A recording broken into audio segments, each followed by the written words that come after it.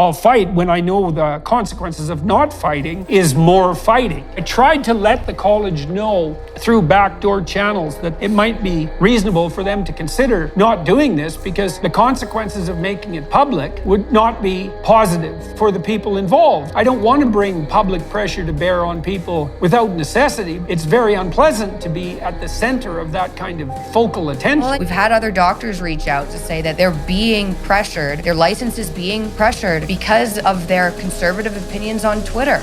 I talked to one of my great friends this week, a physician as well as a lawyer, and I suggested that maybe the three of us write an article for the National Post about the state of regulatory bodies in Ontario and in Canada more generally, in the West more generally. And because I thought maybe a 1-2-3 punch might be more effective. You know, my friend, he's a very brave man and also very, very careful in what he says and does. He said his financial house wasn't in sufficient order to initiate that battle yet. He wants to do it. The point is that even though he's a very brave man, and he's made a lot of public statements already, he's intimidated enough by the College of Physicians so that even though he knows that this would be politically effective, he feels that he's not well defended enough yet to take this on fully. And, you know, I can understand that. One of the things that made me able to do this from the beginning, when the university came after me, was that I had 3 independent streams of income, right? You know, as a professor, I had a clinical practice and I had a pretty successful business. And so I could lose 2 of those, any 2 of those, without, you know, being destitute and putting my family at risk. And I'm still in that position now, which is also partly why I'm willing to do this publicly. I don't want this precisely to be about me, because that's just annoying.